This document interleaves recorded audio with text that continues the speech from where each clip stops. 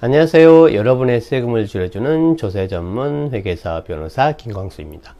오늘은 부동산 명의신탁과 세금에 대해 알아보겠습니다. 명의신탁을 많이 하는 대표적인 자산은 두 개인데요. 주식과 부동산입니다. 주식 명의신탁은 상속세 및 증여세법에서 실제로 증여는 아니지만 증여한 것으로 봐서 증여세를 과세하고 있습니다. 그런데 부동산 명의신탁은 명의신탁 증여세를 과세하지 않습니다. 대신 형사처벌과 과징금으로 규제합니다. 그러면 부동산 명의신탁에 대해서는 세금이 없냐? 세금도 나중에 궁극적으로 문제가 됩니다. 부동산 명의신탁과 관련해서 문제되는 세 가지에 대해 살펴보겠는데요. 그 세 가지는 형사처벌, 과징금, 그리고 세금입니다. 먼저 부동산 명의신탁 형사처벌입니다. 명의신탁자와 수탁자 모두 형사처벌하는데요. 부동산 명의신탁을 부탁한 신탁자를 명의를 빌려준 수탁자보다 더 세게 처벌합니다. 명의신탁자는 5년 이하 징역 또는 2억 원 이하의 벌금, 명의수탁자는 3년 이하의 징역 또는 1억 원 이하의 벌금으로 형사처벌합니다. 형사처벌 공소시효는 부동산 명의신탁을 부탁한 신탁자는 7년, 명의를 빌려준 수탁자는 5년입니다. 이 기간이 지나면 형사처벌을 할 수 없습니다. 둘째, 부동산 명의신탁은 과징금을 부과합니다. 과징금은 형사처벌에 추가하여 부과되는 별개의 제재입니다.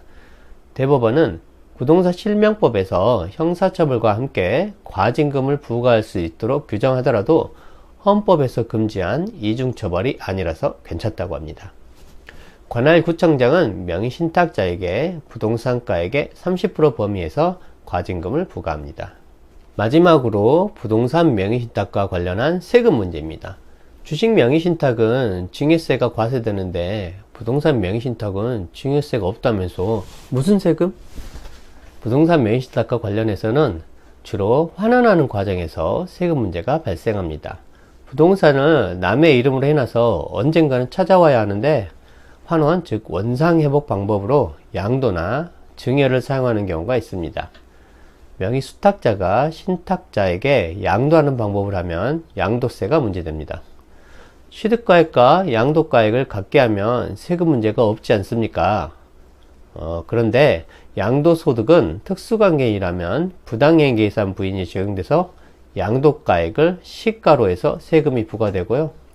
특수관계인이 아니더라도 고저가 양도에 따른 증여세가 과세됩니다.